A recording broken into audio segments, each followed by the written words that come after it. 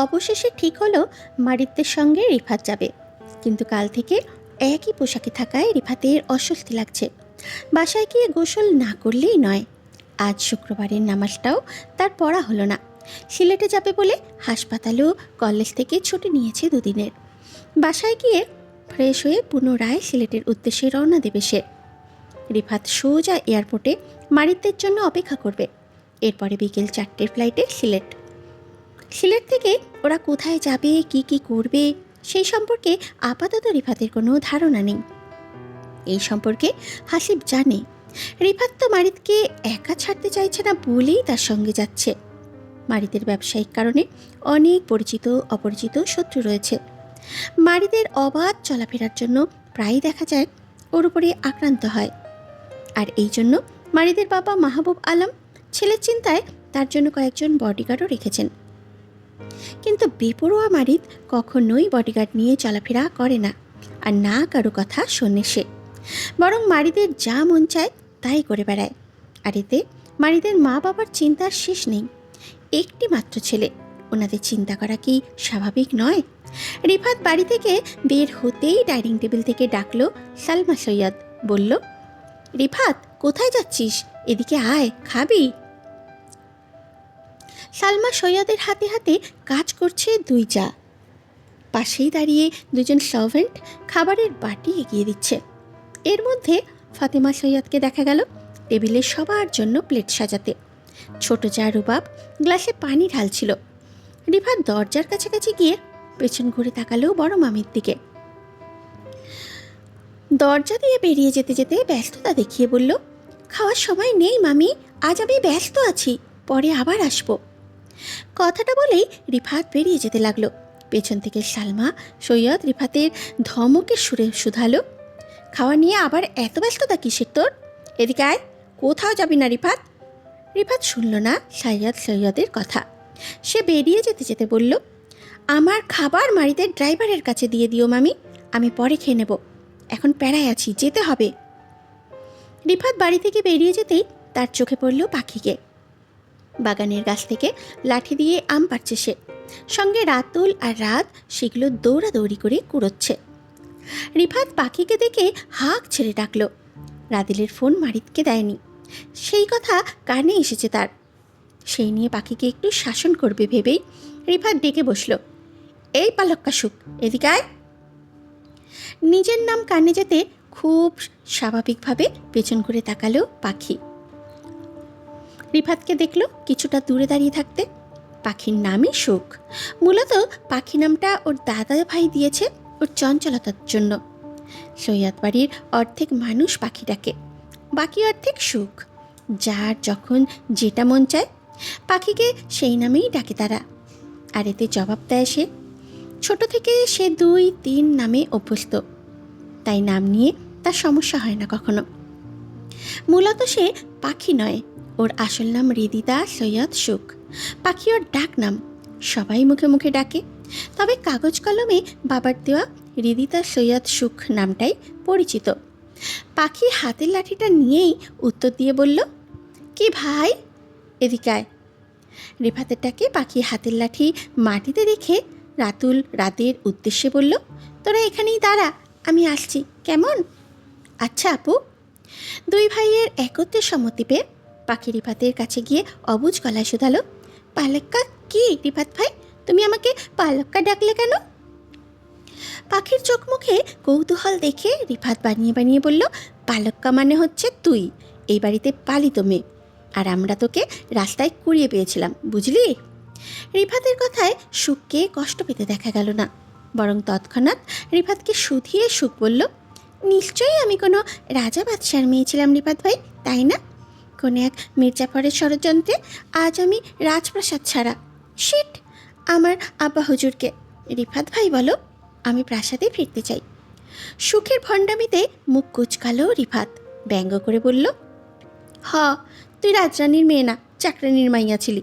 তোকে আমরা 88-র বন্যার সময় ড্রেনের পাশে কুড়িয়ে পাইছিলাম, বুঝলি? তোর গায়ে ছেঁড়া কাপড় আর কি দুর্গন্ধ ছিল সুখ, ছি। বড় মামির মনটা ভালো, তাই তোকে এই বাড়িতে নিয়ে এসেছে, আমি হলে তো কখনোই আনতাম না। রিফাতের নাক মুখ কুচকে বলা কথায় সুখ কপাল কুচকে সন্দেহ ভরা গলায় বলল, আমার বয়স তো সবে 15।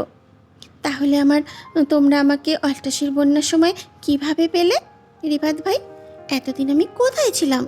আমার বয়স বাড়ল না কেন? আমি তো তোমাদের বড় হওয়ার কথা। আরে তুই বড় হবি কেমনে? তোকে তো আমরা ফ্রিজে সংগ্রহ করে রেখেছিলাম, সেই জন্য তোর বয়স বাড়েনি, বুঝলি গাধি? রিফাতের কথায় সুখ কিছু বলবে তার আগেই সেখানে উপস্থিত হলো সুখের ছোট চাচি রুবাব।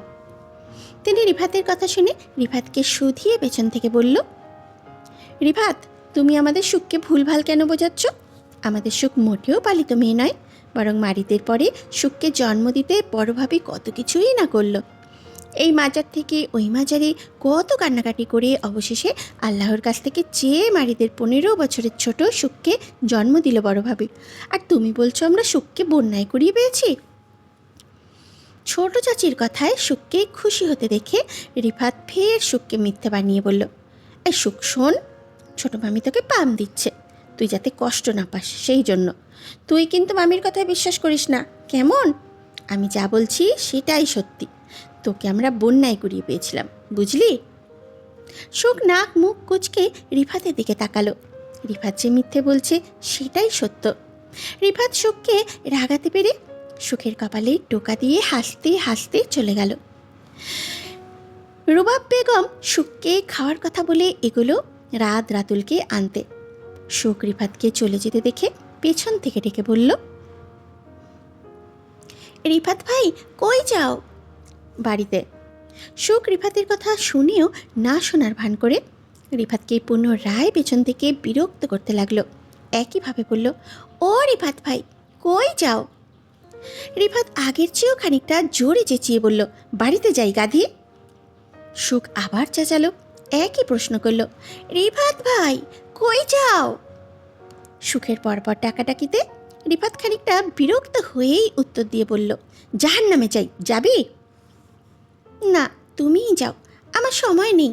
আসার সময় আমার জন্য কলা নিয়ে এসো, তাহলেই হবে। রিফাত বেশ বিরক্ত হয়ে দাঁড়িয়ে গেল। সুখের দিকে নাক মুখ কুচকে তাকাতে সুখ মুখ ব্যঙ্গ করে দৌড়ে বাড়ির ভিতরে পালিয়ে যেতে রিফাত সেদিকে তাকিয়ে রইল। এই মেয়ে যে কী পরিমাণ ভণ্ড হয়েছে আল্লাহ জানে। আচ্ছা, সুখের সাহস দিন দিন বাড়ছে না? বড় ভাইদের সে আজকাল তুমি করে বলছে, আবার আদিলের ফোনটাও নাকি মারিদকে দেয়নি। রিফাত এবার সিলেট থেকে ফিরেই সুখের একটা ক্লাস নেবে। এই মেয়ের ভটনাবিন লেভেল একবার পরীক্ষা করে দেখবে। সূর্য তখন মাথার উপরের থেকে হেলে পড়েছে। শেষ বিকেলের নরম আলোয় চার পাল ছলমল করছে। মারিদ, রিফাত আর মারিদের সহকারী হাসিব 3 জন মিলে বেরিয়ে পড়েছে সিলেটের পান্তুমাই গ্রামের উদ্দেশ্যে। সঙ্গে আছেন তাদের নিরাপত্তার জন্য এক স্থানীয় গার্ড, যিনি এই এলাকার প্রতিটি পথঘাট চেনেন। তবে আপাতত আদিবাসী তাতিয়ানের বাড়িতে পৌঁছানোই তাদের লক্ষ্য। যদিও তারা কাল রাতে সিলেট পৌঁছেছিল, তবে নিরাপত্তার জন্য সিলেটের একটি রিসর্টে রাত্রি যাপন করে আজ সকাল সকাল বেরিয়েছিল পান্তুমাই গ্রামের উদ্দেশ্যে। স্থানীয় সিকিউরিটি গার্ড নিয়ে বেরোতে বেরোতে তাদের দুপুর গড়ালো। তবে ওরা শহর ছাড়িয়ে কিছুটা এগোতেই রাস্তার দুপাশে দেখা গেল সারি সারি সবুজ গাছের সমারোহ। চারপাশের ইট পাথরের দেয়াল যেন মুহূর্তেই অদৃশ্য হয়ে গেল। শুরু হলো পাহাড়ি পথের যাত্রা। রাস্তা কোথাও উঁচু, কোথাও নিচু। কখনো আঁকাবাঁকা পথ বেয়ে গাড়িটা উঠছে উপরে, কখনো নামছে নিচে।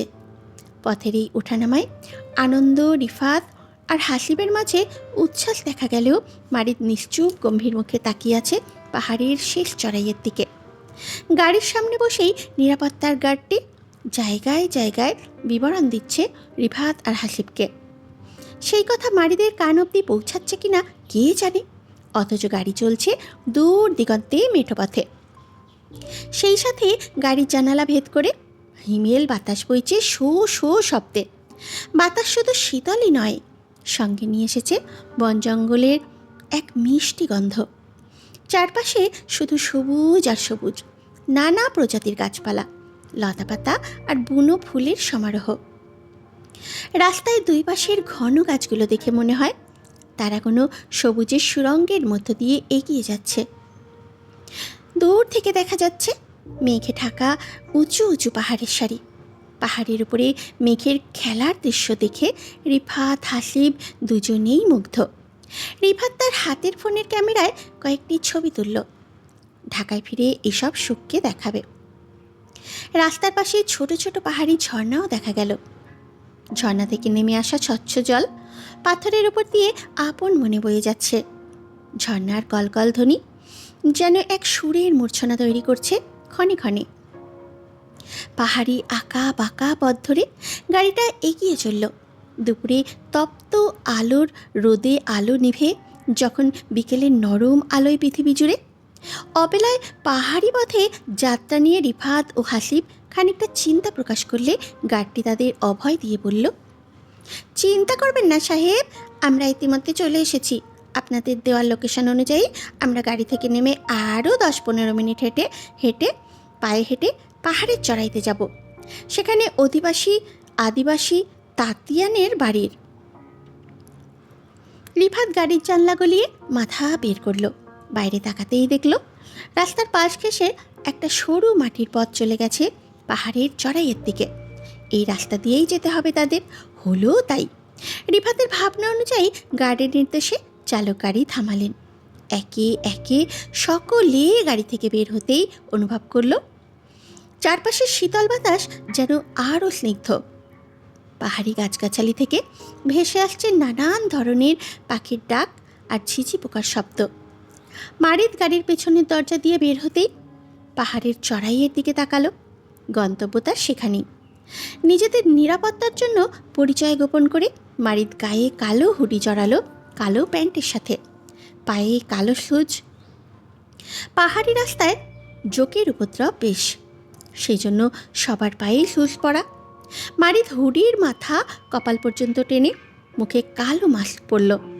হাত দুটো হুডির পকেটে গুজে সমান সামনে হাঁটল। মারিদকে সামনে এগোতে দেখে রিফাত তাড়াহুড়ো করে সেদিকে এগোলো। পেছন পেছন হাসিব গার্ডকে নিয়ে সামনে এগোলো। হাসিবের হাতে এক টুকরো কাগজে তাতিয়ানের বাড়ির লোকেশন আঁকা। পাহাড়ি এলাকায় নেটওয়ার্ক পাবে না বলেই আপাতত কেউ ফোন বের করল না। সবাই প্রশিক্ষণপ্রাপ্ত গার্ডকে অনুসরণ করেই এগোচ্ছে। তাতিয়ান বাড়িতে যাওয়ার পথটি ছিল ঢালু, কোথাও কোথাও কাদাও ছিল। দক্ষ গার্ডটি পিঠে ব্যাগ চড়িয়ে এক হাতে লাঠি নিয়ে তাতে ভর করে উপরে উঠছে। যদিও সবাইকে একটা করে লাঠি দেওয়া হয়েছে পাহাড়ে চড়াইতে উঠতে, তবে মারিদ বাদে সকলেই সেই লাঠির সাহায্যে একে অপরের পিছনে হাঁটতে লাগলো। প্রায় মিনিট 10 পরেই তারা একটি ছোট টিলার উপরে পৌঁছালো। সেখান থেকে দেখা গেল নিচে কয়েকটি বাঁশ ও কাঠ দিয়ে তৈরি করা ঘর। ঘরের বারান্দায় আলো জ্বলছে। গার্ডটি আঙুল তাক করে সেই ঘরটি দেখিয়ে বলল, ওই যে সাহেব, তাতিয়ানের বাড়ি এটা। তারা সবাই নিচে নামতে লাগলো। তাতিয়ানের বাড়িটি বেশ পরিচ্ছন্ন আর সুন্দর। ঘরের সামনে উঠোনে একটি বড় মাচার উপরে কয়েকটি কুকুর শুয়েছিল। তাদের উপস্থিতি টের পেয়ে কুকুরগুলো ঘেউ ঘেউ করে উঠল। সঙ্গে সঙ্গে ঘর থেকে একজন বয়স্ক আদিবাসী মহিলা বেরিয়ে এলেন। অপরিচিত মানুষদের নিজের বাড়িতে দেখে তিনি নিজের ভাষায় বললেন, কে আপনারা, কাকে চান? আদিবাসী মহিলার কথা কেউ বুঝতে না পারায় মারিদের সঙ্গে থাকা গার্ডটি এগিয়ে আদিবাসীদের ভাষায় উত্তর দিয়ে বললেন, ওনারা ঢাকা থেকে এসেছেন তাতিয়ানের সঙ্গে দেখা করতে। তাতিয়ান বাড়িতে আছে মাইমা? বয়স্ক মহিলাটি তৎক্ষণাৎ মাথা নাড়লেন, যার অর্থ তাতিয়ান বাড়িতে আছে। মহিলাটি মারিদের দিকে এক পলক তাকিয়ে ভেতরে চলে যেতেই মারিদ আশেপাশে তাকালো। মনে তার অসংখ্য প্রশ্ন, অপরিচিতার দেখা পাওয়ার ব্যাকুলতা। অস্থির চোখ দুটো ক্রমশ এদিক ওদিক ছুটে চলেছে মারিদের এই ভেবে হয়তো তার অপরিচিতা পাহাড়িয়ান কেউ। তাতিয়ান লোকটা কি অপরিচিতার বাবা? আর এই মাইমা মহিলাটি কি অপরিচিতার মা? আচ্ছা, অপরিচিতা কি আশেপাশে কোথাও থেকে মারিদকে দেখছে?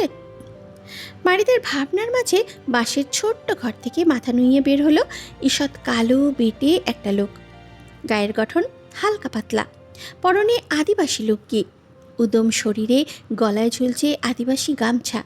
লোকটি বের হতে হতে এক পলক সকলকে দেখে নিল। এর মাঝে শোনা গেল গার্ডটির প্রশ্ন। বলল, আপনি তাতিয়ান? তাতিয়ান লোকটি একত্রে এতগুলো অপরিচিত মানুষ দেখে কেমন বোকার মতো মাথা নাড়লেন। লোকগুলো কে হতে পারে সেই কৌতূহল তাতিয়ানের চোখে মুখে স্পষ্ট। এর মাঝে ফের গার্ড লোকটি মারিদকে দেখিয়ে তাতিয়ানকে বলল, ওনারা ঢাকা থেকে এসেছেন আপনার সঙ্গে দেখা করতে। খুব সম্ভবত ওনারা আপনার কাছে কোনো কিছুর সন্ধানে এসেছেন। আপনি সঠিক তথ্য দিলে উপকার হতো তাতিয়ান। ঢাকা থেকে মানুষ এসেছে আদিবাসী তাতিয়ানের বাড়িতে। কথাটি শুনে কেমন যেন বিস্ময়কর লাগলো তাতিয়ানের। অবিশ্বাস্য গলায় বাংলা ভাষায় বলল, আমার কাছে কিসের সন্ধানে এসেছেন ওনারা? আমি কিসের সঠিক তথ্য দেব গার্ড? তাতিয়ান লোকটাকে বাংলা ভাষায় কথা বলতে দেখে সবার কাছে সহজ হলো কথা বলতে। বয়স্ক তাতিয়ান একজন মাঝি।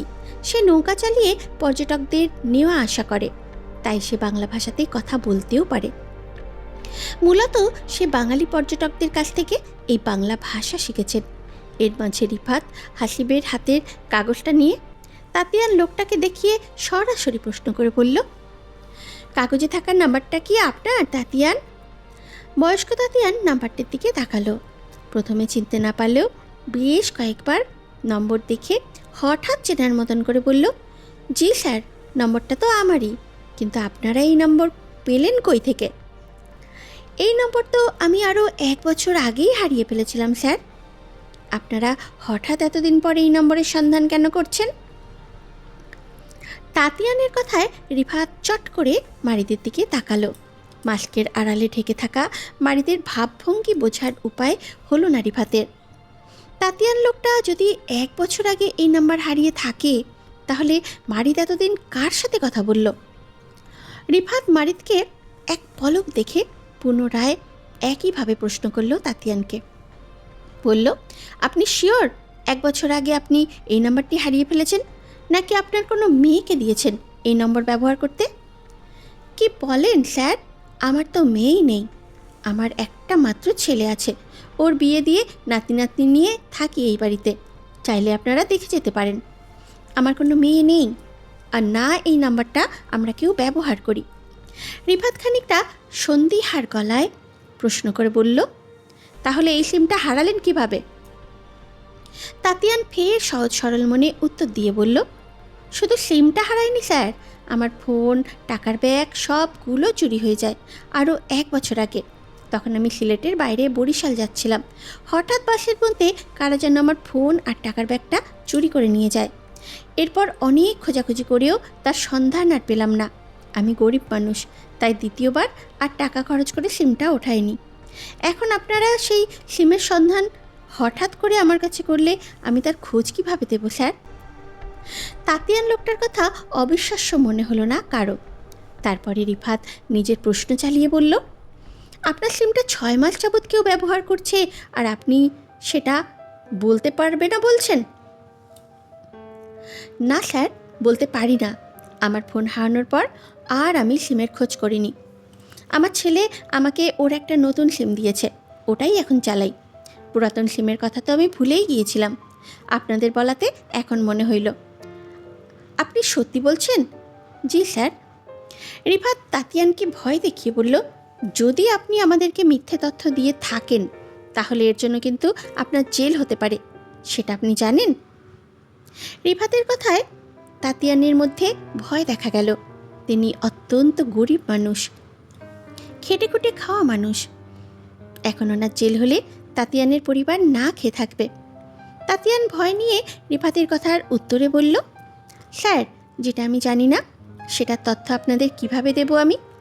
আমাকে বিশ্বাস করুন স্যার, আমি সত্যি জানি না আমার এই ফোনটা চুরি হওয়ার পর সিমটা কে ব্যবহার করেছে।